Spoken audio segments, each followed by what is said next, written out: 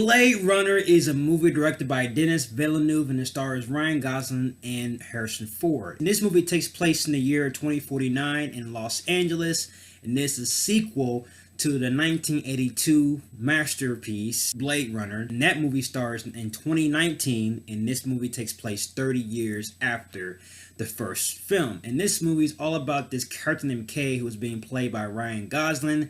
He's trying to figure out this mystery revolving around the past, and he's trying to look for Deckard because Deckard has the answers that he's looking for that can help him solve this mystery. And I'm going to be vague on the synopsis of this film. If I go deeper into the story, it will reach the spoiler territory because this movie has lots of layers to it and lots of twists and turns. But I just gotta tell you that this movie right here, all I gotta say is I'm at a loss of words. I mean, I watched this film, I had to sit during the end credits. Usually when the end credits roll up, I usually leave like 5 minutes into it. I pretty much watched the entire end credits just staring in at amazement and just I just couldn't. I couldn't even drive home. I didn't get home until like 2 hours later, after I was done watching the movie. Just thinking about the film and how it was directed and how this is right here is the best movie of the decade. I just want to say, and I bet you're wondering why I'm wearing sunglasses. I will get to that in a minute. But I just gotta say the performance from Ryan Gosling. Ryan Gosling plays a character named Kay. He's trying to solve this mystery. There's lots of things he discovers, and it's really hard for him to handle. And the way the film present his struggle is it's just beautiful to watch. You know, his like he discovers something in the score that's added along with his emotions. It just makes this movie much better. Deckard, who's being played by Harrison Ford. Deckard, to describe his character, I say he's traumatized.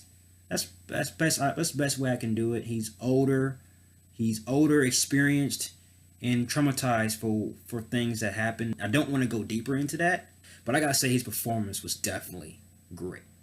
And one thing I do love about this film is the score that revolves around the tension in each scene. And the action sequence was good. And the punches for the action sequences were loud as hell.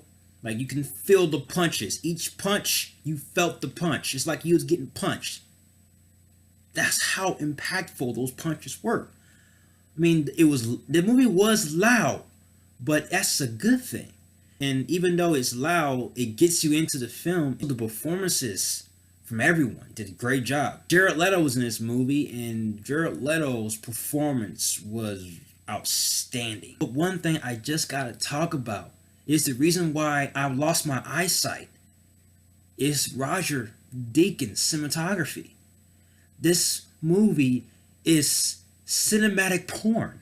It's like you're going to a buffet, a cinematic visual buffet of food, of visual food.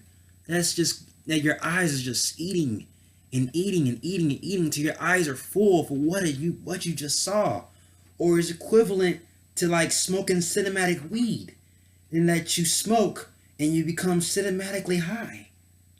To tell you how serious this is, let me show you my eyes. See? That's how serious this is. Roger Deakins is one brilliant cinematographer. I mean, the cinematography did a great job in Sicario, Skyfall, all the above. Roger Deakins is one hell of cinematographer. Denis Villeneuve directed a masterpiece film. It was crafted through the lens with pure excellence and care. He orchestrated an original story that doesn't really hint sequels or potential spin-offs. The flaws with this film? There isn't a flaw with this film at all. The trailer for this movie is misleading. When I say that, I just say that this is not an action-packed movie. This is a thinking man's sci-fi blockbuster.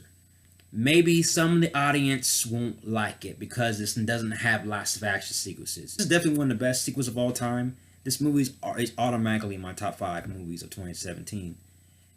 It's in there. It's in there somewhere. It's definitely one of the best sequels of the decade. one of the best sequels of all time, and one of my most favorite movies of all time. I am floored. This is the type of movie that filmmakers can learn from, and this is filmmakers that us audiences who wants to become directors, direct how to produce my videos and things. I like filmmaking. I love the artistic view. That's why I do a bunch of skits in my videos. I'm inspired just by based off what I saw.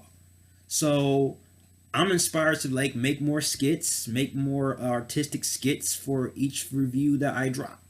I'm this inspires me. I feel like a kid again. This is exactly what I love in the film. I want to be emotionally connected with his characters, and I want to be floored from the visuals and the artistic style of each director. That's the main point of why we watch film. We want to be floored. If I can give this a higher rating than Batman-tastic, I would. As a matter of fact, I gotta give this movie a New God Batman, if that's possible. That's my review for Blade Runner 2049. Please, guys, have you seen this film?